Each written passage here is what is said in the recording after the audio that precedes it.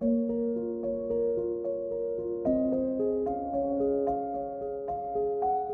आज हमारे पास एक मतलब बहुत ही दिलचस्प किताब है माइकल ईस्टर की the comfort crisis. The comfort crisis. हाँ, और इसका जो मेन आइडिया है वो ये है कि हमारी जो मॉडर्न जिंदगी है ना, वो इतनी ज्यादा आरामदायक हो गई है, हद से ज्यादा। हाँ, कि ये हमें फिजिकली और मेंटली बीमार कर रही है। बिल्कुल। लेखक का तर्क है कि डिस्कम्फर्ट को मतलब असुविधा को अपनाकर ही हम अपनी असली वाइल्ड, हैप्पी और हेल्दी सेल्फ को वापस पा सकते हैं। तो आज का हमारा मिशन इस किताब के 21 चैप्टर से गुजरना है एक एक करके, और समझना है कि ये कंफर्ट क्राइसिस आखिर है क्या।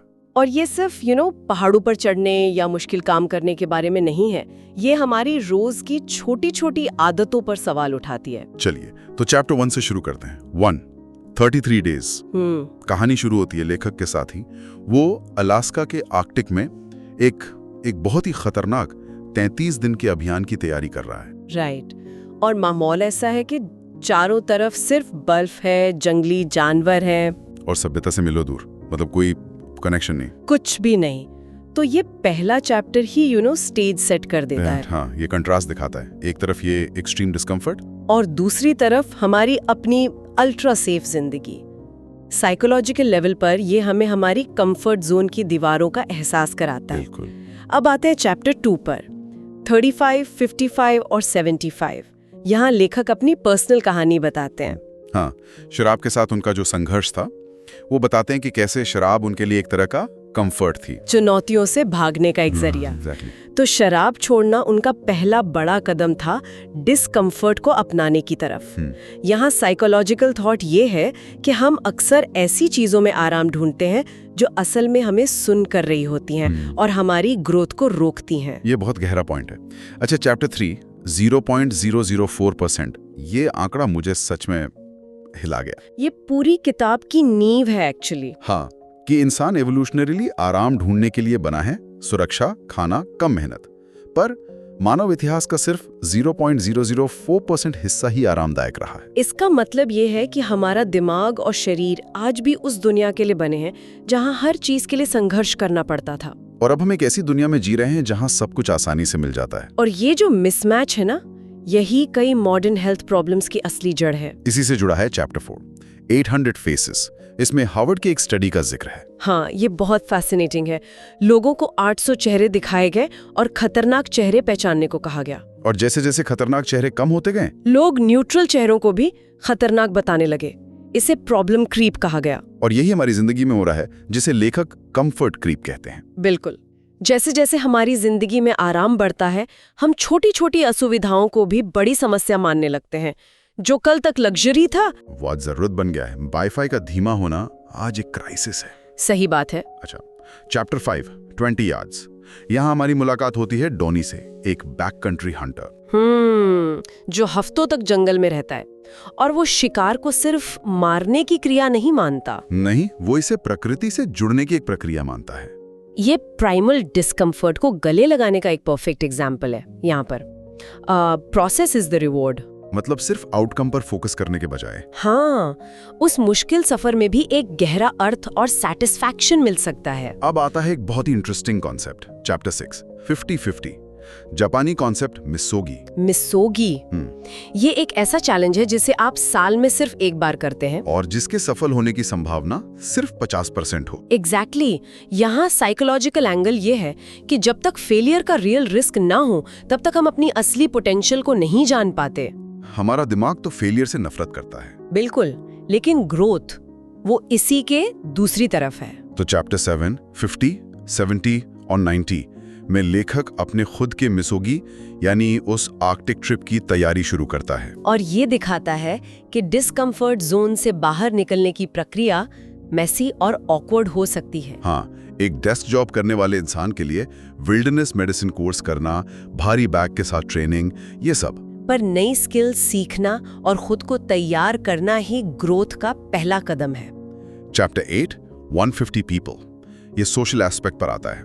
यहाँ डनबार नंबर की बात होती है। हाँ, कि इंसान का दिमाग करीब 150 लोगों का एक स्थिर सोशल ग्रुप ही हैंडल कर सकता है। लेकिन शहरों में हम हजारों लोगों के बीच रहते हैं, जो एक तरह का साइकोलॉजिकल स्ट्रेस पैदा करता है। और सवाना थ्योरी ऑफ हैप्पीनेस भी यही कहती है। हमारा दिमाग उन माहौल में ज्यादा खुश रहता है जो हमारे पूर्वजों के माहौल जैसे हों, कम भीड़, ज्यादा खुली जगह। शहरी जीवन इसका ठीक उल्टा है। एग्जैक्टली। चैप्टर 9 100 माइल्स में लेखक आर्कटिक में बिल्कुल अकेला है। कोई सेलफोन सर्विस नहीं, कोई इंसान नहीं। ये डरावना है लेकिन साथ ही लिबरेटिंग भी। आज की हाइपर कनेक्टेड दुनिया में हम अकेलेपन से डरते हैं, बहुत ज्यादा। लेकिन ये चैप्टर बताता है कि सॉलिट्यूड यानी एकांत, सेल्फ रिफ्लेक्शन और क्रिएटिविटी के लिए कितना जरूरी है। Chapter 10 70 miles an hour. यहाँ एक्शन बढ़ जाता है। लेखक और उसके साथी एक भयानक तूफान में फंस जाते हैं।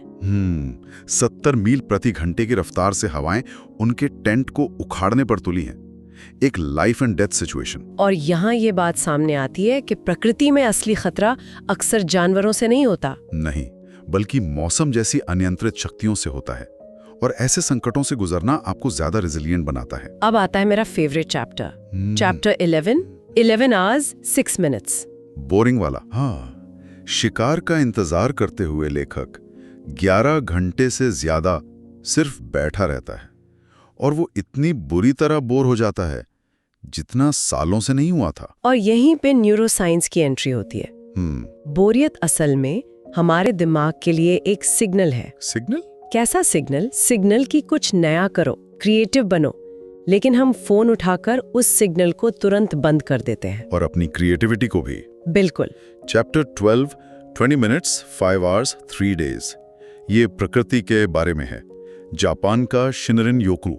फॉरेस्ट बेथिंग और 3 डे इफेक्ट। हाँ, कि प्रकृति में सिर्फ 20 मिनट बिताने से स्ट्रेस हार्मोन कोर्टिसोल का लेवल कम हो सकता है। ये बायोफिलिया हाइपोथेसिस को सपोर्ट करता है कि इंसानों की प्रकृति से जुड़ने की एक सहज जरूरत है। मतलब ये ऑप्शनल नहीं है। नहीं, ये हमारी मेंटल हेल्थ के लिए जरूरी है। Chapter 13 12 places.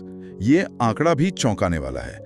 क्या आप जानते हैं कि अमेरिका में सिर्फ 12 ऐसी जगह बची हैं जहां 15 मिनट तक बिना किसी इंसानी शोर के रहा जा सकता है? सोचिए जरा, हम लगातार नॉइज पोल्यूशन में जी रहे हैं। तो साइलेंस यानी चुप्पी, वो हमारे दिमाग के लिए एक थेरेपी की तरह काम करती है। स्ट्रेस कम करती है, ब्रेन सेल्स को रीजनरेट करने में मदद करती है। ये एक और चीज है जो कंफर्ट ड्रिवन टेक्नोलॉजी ने हमसे छीन ली है। बिल्कुल। अब आते हैं भूख पर।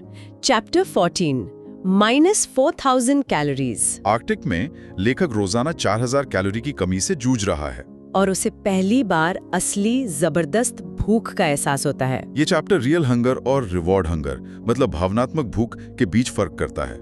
आज हम में से ज्यादातर लोग इमोशनल रीजन से खाते हैं, न कि असली भूख के कारण। और यही मोटापे की एक बड़ी वजह है। हाँ, और इसी से जुड़ा है चैप्टर 15 12 to 16 आवर्स।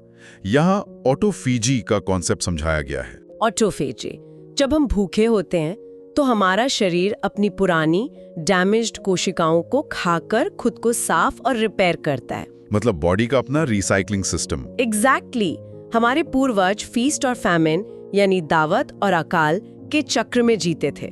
लगातार खाते रहना हमारे शरीर के लिए नेचुरल नहीं है। इंटरमिटेंट फास्टिंग इसी नेचुरल प्रोसेस को वापस लाने का एक तरीका है। Chapter 16 3 good legs. अब आता है शिकार का वो तनावपूर्ण पल। लेखक को एक बूढ़े लंगड़ाते हुए बारहसिंगे पर निशाना लगाना है, और उसके मन में शिकार की नैतिकता को लेकर कई सवाल उठते हैं। ये पल हमें हमारे फूड चेन से सीधे तौर पर जोड़ता है। सुपरमार्केट से पैक किया हुआ मीट खरीदने में हम उस जीवन के बारे में नहीं सोचते जो लिया गया है। ये अनुभव उस डिस्कनेक्शन को तोड़ता है। सही कहा। Chapter 17 1231 11:59.33 PM। यहाँ कॉस्मिक कैलेंडर की बात होती है। हाँ, कि अगर यूनिवर्स का पूरा इतिहास 1 साल है तो इंसान सिर्फ 31 दिसंबर को रात 11:59 पर आए हैं। और फिर भूटान की बात, जहाँ लोग दिन में कई बार अपनी मौत के बारे में सोचते हैं। ये सुनने में बहुत मॉर्बिड लगता है, पर भूटान में इसे मितकपा कहते हैं। इम्पर्मनेंस, ये समझना कि जीवन नश्वर है, हमें छोटी छोटी चीजों की चिंता से मुक्त करता है। और जो सच में जरूरी है उस पर ध्यान केंद्रित करने में मदद करता है। बिल्कुल। मौत का डिस्कम्फर्ट हमें जीना सिखाता है। Chapter 18 20 minutes 11 seconds. शिकार के बाद लेखक को उस जानवर के लिए एक भारीपन और आभार महसूस होता है। हाँ, वो प्रकृति की क्रूर सच्चाई को देखता है जो हमारे शांतिपूर्ण नज़ारे से बहुत अलग है। ये अनुभव ग्रैटिट्यूड यानी कृतज्ञता की भावना को गहरा करता है। Make sense.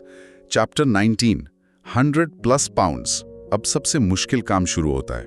100 पाउंड से ज्यादा वजन का मीट अपनी पीठ पर लाद कर मीलों तक चलना। लेखक को लगता है कि वो हार जाएगा। और यही सेंट्रल गवर्नेंस थ्योरी की बात आती है। हाँ, कि हमारा दिमाग हमें शारीरिक सीमा तक पहुंचने से बहुत पहले ही थकान का एहसास कराकर रुकने का संकेत देता है। ये एक प्रोटेक्टिव इमोशन है। असली फिजिकल लिमिट नहीं। राइट। ये बस एक सजेशन है, फुल स्टॉप नहीं। तो चैप्टर 20 50 पाउंड्स में रकिंग का परिचय होता है। रकिंग यानी एक वजनदार बैकपैक के साथ चलना। ये एक सिंपल एक्सरसाइज है जो हमारे पूर्वजों के रोज के काम का हिस्सा थी। इंसान का शरीर इंड्योरेंस और वजन उठाने के लिए बना है। और रकिंग एक साथ स्ट्रेंथ और कार्डियो ट्रेनिंग का काम करता है। हमारी सेडेंटरी लाइफस्टाइल का एक बेहतरीन तोड़ है ये। और अब आखिरी चैप्टर 21 80%। यहाँ डिजीजेस ऑफ कैप्टिविटी की बात होती है, जैसे लगातार बैठने से होने वाला पीठ दर्द। हमारे शरीर मूवमेंट जर्नलिस्ट होने के लिए बने हैं, न कि एक ही पोजीशन में रहने के लिए। कुंजी है। So what does this all mean? मतलब साफ है, हमारी आरामदायक दुनिया ने हमारे लिए एक संकट खड़ा कर दिया है। लेकिन इसका जवाब जंगल में भाग जाना नहीं है। बिल्कुल नहीं। जवाब है जानबूझकर छोटे छोटे तरीकों से अपनी जिंदगी में फायदेमंद डिस्कम्फर्ट को शामिल करना। चाहे वो प्रकृति में समय बिताना हो, कोई नई मुश्किल स्किल सीखना हो, या बस थोड़ी देर बोरियत को महसूस करना हो, फोन को साइड में रखकर। ये किताब हमें सर्वाइवलिस्ट बनने के लिए नहीं कह रही। ये बस हमें याद दिला रही है कि ग्रोथ हमेशा कंफर्ट जोन के बाहर होती है। एग्जैक्टली। ये किताब एक इन्विटेशन है। ये हमें अपनी जिंदगी के कुछ हिस्सों को रीवाइल्ड करने के लिए बुला रही है। तो एक सवाल जो सोचने लायक है वो ये है, इस हफ्ते ऐसी कौन सी एक छोटी सी आरामदायक आदत है जिसे चुनौती दी जा सकती है?